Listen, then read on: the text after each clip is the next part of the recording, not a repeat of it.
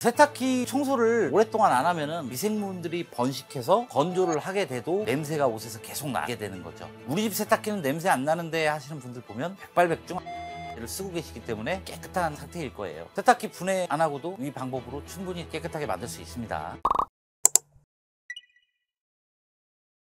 자, 이거는 섬유유연제를 제가 바가지에다 담아놓고 수분을 증발시켜서 3일 동안 말린 겁니다. 이런 기름기가 세탁기 벽에 달라붙는 거예요. 먼저 발라보면 달라붙죠. 본드처럼. 이 기름의 특성이죠. 자, 이렇게 발라주고 세탁물에서 떨어져 나온 요 보풀들이 그냥은 안 붙어요. 예, 그냥은 안 붙고 그냥 떨어져요. 이렇게. 그런데 섬유유연제에다 붙여주면 잘 붙죠. 이게 세탁기 내부 상태입니다. 지금 이렇게 붙죠. 여기에서 이제 물 안에 있는 탄산이온하고 칼슘이온하고 결합을 해요. 그래가지고 탄산 칼슘이 생겨서 돌덩이처럼 세탁기 뒷벽에 달라붙는 거예요. 그러면 또 그 위에 섬유유연제가 붙고 그 위에 다시 이런 보풀이 또 가서 붙는 거죠. 그래서 이렇게 지저분해지는 거죠. 자, 그럼 이걸 지울 수 있는 방법은 뭐냐? 자, 섬유유연제도 마찬가지로 지방산이에요. 기본적으로 알칼리 세제를 써주는 집에서는 냄새가 나지 않아요. 왜냐? 섬유유연제 지방산을 알칼리 세제가 녹여주기 때문이죠. 서로 만나면 물이 되거든요. 그래가지고 아주 가볍게 닦입니다, 이게. 자, 걸레로 닦아보면 그냥 슥 너무나 쉽게 닦여요. 그런데 중성세제가 유행한 다음부터는 더 이상 이 섬유유연제의 기름기를 녹여주지 못합니다. 자, 그래서 이 투명한 컵에다가 이 섬유유연제를 이렇게 따르고요. 실험을 보여드릴게요. 알칼리 세제를 따라주고요. 여기에다가 물을 부어서 칫솔로 섞어보면 세탁기가 돌아간다고 생각하고 저어주면 에멀전화가 됩니다. 현타객이 되는 거죠. 요거는 물에 아주 잘 씻기는 겁니다. 클렌징 워터처럼 잘 씻겨요. 그래서 아무것도 안 남게 되는 겁니다. 자, 이거는 저희 가게 바닥 닦는 걸레입니다. 좀 아까 여기서 빨아서 건조까지 마친 상태예요. 자, 그런데 세탁기에서 아무런 냄새도 나지 않아요. 결론적으로 알칼리 세제를 이렇게 좀 고농도로 넣어주고 표준 코스로 맞춰준 다음에 온도를 60도까지 올려줘요. 이러면 온도가 뜨겁겠죠. 뜨거울수록 섬유유연제 포함된 기름이 잘 녹겠죠. 그렇게 해서 바스켓은 돌아가고 알칼리 세제는 계속 섬유유연제의 기름을 녹여주고 온도가 기름을 잘 녹게 도와주고 이 3박자가 맞으면 세탁기 청소는 이걸로 끝이에요. 어떤 락스나 이런 거를 넣기 전에 이렇게 한 일주일 정도 공회전으로 반복해 주시면 냄새 싹 없어집니다. 그리고 평소에 빨래 빨 때도 마찬가지로 알칼리 세제를 그냥 써주시면 청소할 일조차도 발생하지 않아요. 아, 난 그래도 중성을 써야겠다. 그러면 일주일에 2번 정도는 공회전을 이렇게 알칼리 세제를 넣고 해주셔야 되는 거예요. 제가 세제통에다가 세제를 넣지 않고 바스켓에다 넣는 이유는 여기를 또 청소를 해야 되는데 물 내려오는 소리 들리죠? 물이 내려오기 때문에 통로가 있을 거란 말이에요. 그 통로 청소가 되질 않기 때문에 안 쓰는 거죠. 세제를 제가 이 옷에다가 직접 넣는데 세제 원액이 옷에 닿는다고 해서 어떤 영향도 없습니다. 어떤 분은 세제의 색소가 옷에 오염이 되었다 이렇게 얘기하시는 분도 있는데 착각이세요. 와인 같은 산성 얼룩들이 세제를 만나서 검게 혹은 녹색으로 변화돼 가지고 없던 얼룩이 생겼다 이렇게 착각하고 있는 것일 뿐이에요. 세제는 기본적으로 분산을 의미합니다. 습윤, 침투, 분산 3요소예요. 그래서 물들 수가 없는 물질이에요. 물리적으로 분산만 시키지 어떤 집중해서 뭉치는 그런 물질이 아닙니다. 세제가 이렇게 끈적끈적하게 있다면 물로 흘러가게 돼 있는 거예요. 세제는 비중이 높고 물은 비중이 낮으니까 물리적으로 비중이 낮은 쪽으로밖에 흘러갈 수가 없죠. 반대는 있을 수가 없습니다. 빠른 시간에 해결하겠다고 이거를 강알칼리를 넣거나 혹은 락스를 계속해서 넣게 되면 세탁기의 모든 부품이 노후화돼요. 이 염소가스나 그런 것에 의해서 계기판도 고장나고 베어링도 고장나고 고무패킹도 삭고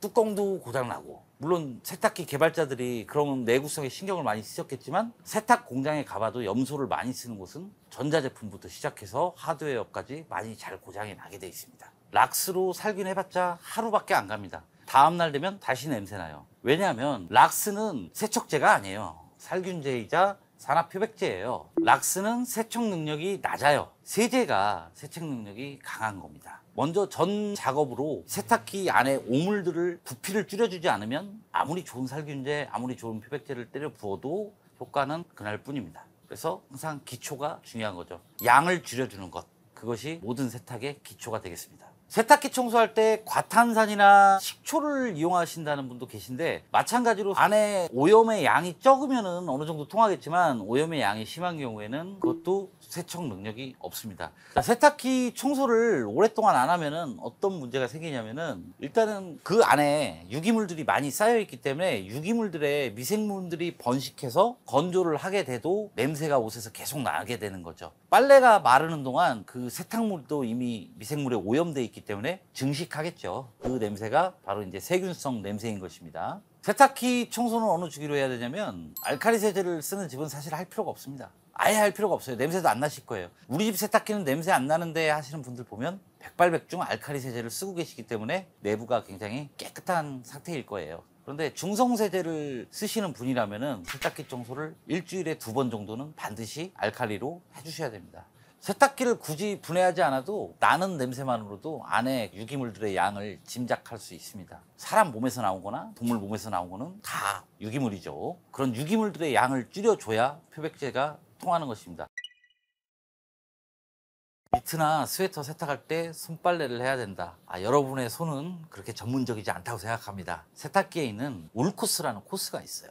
거기다가 pH가 중성인 중성세제를 넣고 울코스로 빨아주시면 되는데, 이 과정을 관찰을 잘 해보시면 세탁기에 어떤 작용이 스웨터를 망치는지 알 수가 있습니다. 먼저 스웨터가 망가지는 요인은 크게 3가지입니다. 첫 번째는 알칼리입니다. 동물성 섬유이기 때문에 알칼리에 침해를 입죠. 마치 여러분들이 빨래비누로 머리를 감으면 뻣뻣하게 되죠. 머리카락에 단백질이 손상이 돼서 뻣뻣하게 되는 것처럼 스웨터도 똑같은 알칼리에 손상을 입습니다. 두 번째는 온도입니다. 높은 온도에서 스웨터가 손상을 입게 되어 있습니다. 여러분들이 뜨거운 물로 머리를 감는다. 그러면 또 머릿결이 거칠어지겠죠. 거기에 빨래비누를 더해서 뜨거운 물로 감으면 더욱더 빨리 망가지겠죠. 세 번째는 제일 중요한 핵심인 교반입니다. 이렇게 세탁기가 돌아가는 것을 교반이라고 합니다. 낙차가 발생하죠.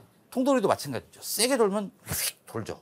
물결이 촥 에너지를 주죠. 이 교반에 의해서 그 섬유 조직 자체가 엉킨다고 보면 됩니다. 스웨터가 엉키면 섬유의 길이가 짧아지는 겁니다. 이렇게 엉켜서 이렇게 짧아지는 거예요. 그래서 스웨터가 주는 거예요. 중성세제를 썼다 할지라도 교반을 세게 했다면, 표준 코스로 빨았다면 그 스웨터는 못 쓰는 겁니다. 울코스를 자세히 관찰해 보시면 수위는 높아요.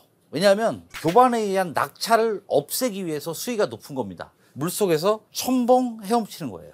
교반이 없죠. 낙차가 없죠. 이러니까 섬유가 엉켜서 짧아지는 현상이 없어지는 겁니다. 교반이 시간이 짧아요. 반 바퀴 돌고 한 20초 쉽니다. 또 반 바퀴 돌고 한 20초 쉬어요. 여러분의 손보다 훨씬 정교합니다. 그리고 온도를 보시면 올코스로 놓으면 기본 40도에서 30도만 가죠. 60도 안 가죠. 절대. 억지로 세팅하려고 해도 60도를 못 가게 해놨어요. 온도에 망가지기 때문입니다. 와인 얼룩 빼는 법을 한번 보시겠습니다. 와인 얼룩이 묻었을 때 식초나 그런 걸로 임기응변 하시는 거를 많이 보셨을 거예요. 그렇지만은 좋은 방법이 아닙니다. 이 와인이 옷에 묻었을 때 와인이 가지고 있는 질량을 먼저 빼주는 것이 중요합니다. 와인을 따라 보겠습니다.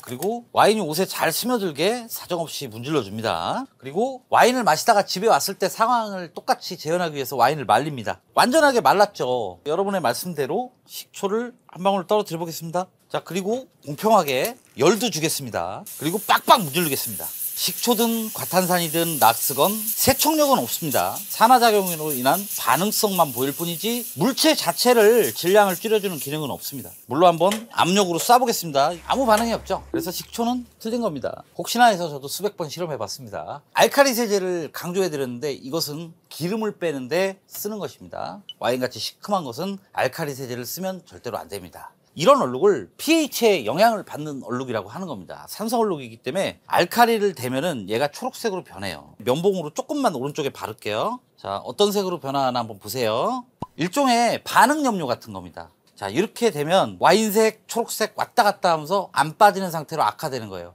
과탄산도 알칼리니까 마찬가지죠. 자, 여기다가 다시 식초를 부으면 다시 와인색이 됩니다. 초록색이 없어졌죠. 또 씻어보겠습니다. 얼룩이 여전히 안 빠지고 그냥 있죠. 자, 이게 여러분들이 가장 많이 하시는 실수입니다. 와인 같은 산성 얼룩에 알칼리 세제나 과탄산 같은 알칼리를 대는 행동, 가장 나쁜 행동이죠. 자, 그럼 이건 어떻게 빼야 되냐? 이거는 중성 세제입니다. 중성세제 원액을 잘 펴바르고 반응이 잘 될 수 있도록 가열을 해줍니다. 스팀 다리미로 하시면 돼요. 그리고 칫솔 뒤 같은 걸로 이렇게 압력을 주면서 짜내듯이 질량을 밀어내주는 겁니다. 세제는 표면 장력을 약화시켜준다고 그랬죠. 짜내듯이 옷 바깥쪽으로 밀어내는 듯한 행동을 합니다. 아직은 안 빠진 것 같이 보여요. 자, 이제 씻어보겠습니다. 물로. 덜 빠졌지만 양이 아까에 비해서 많이 줄었죠. 이것이 바로 양을 줄여준다는 개념입니다. 자, 이제 양이 충분히 빠졌으면 산화표백제가 여기서 들어가는 겁니다. 산화표백제는 색만 날리는 겁니다. 질량을 날리지는 못합니다. 과산화수소입니다. pH를 조정해 줄 필요도 없어요. 산화제를 바르고 그리고 가열을 해보겠습니다.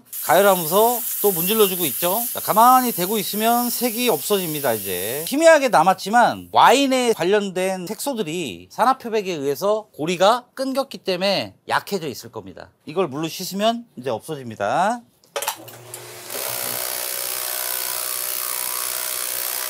자, 거의 다 빠졌습니다만 잔상이 남았을 때는 세제가 부족한 걸로 봅니다. 중성세제를 다시 발라서 양을 또 줄여주죠. 이제 완전히 나갔습니다. 자, 이렇게 물질에 양을 줄여주고 산화표백이 들어가야 표백도 통하는 것입니다. 사람들이 표백제를 쓸 때 색깔에 집착하게 돼 있거든요. 그런데 색깔은 중요한 것이 아닙니다. 색깔은 단지 오염이 어떤 성질일 것이다 라고 유추하는 것일 뿐 같이 붙어있는 물질을 빼줘야 되는 것입니다. 예를 들면 고추기름 같은 것은 고추기름의 빨간색에 집착해봤자 기름은 빠지지 않습니다. 기름을 먼저 뺄 생각을 해야지 색소를 먼저 뺄 생각을 하면은 실패해 보셔서 많이 아시죠. 세탁은 크게 전처리, 본세탁, 후처리는 아니는데 전처리를 잘하는 방법은 간단해요. 여러분들이 그동안 물세탁기에서 안 빠졌던 얼룩들이 다 전처리할 대상입니다. 짬뽕 국물, 흙탕물, 염색약, 옷에서 나온 염료 이런 게 다 전처리할 대상이고 표백할 대상이 아닌 것입니다. 락스를 흰옷에 주로 사용하시는 분들이 계신데 굉장히 안 좋은 습관입니다. 산화표백제가 산소를 만나면은 계속해서 걔도 산화하거든요. 락스 같은 경우는 염소가 산소하고 만나갖고 계속 반응하면서 나중에 푸르딩딩한 황변을 남기게 됩니다. 탈염소 처리를 해줘야 되는데 예를 들면은 티오황산나트륨 같은 탈염소제를 사용해서 락스의 염소를 없애줘야 되는 거죠. 그 과정이 없이 그냥 락스만 썼다면 락스에 의해서 더 큰 황변을 맞이하게 되는 것입니다.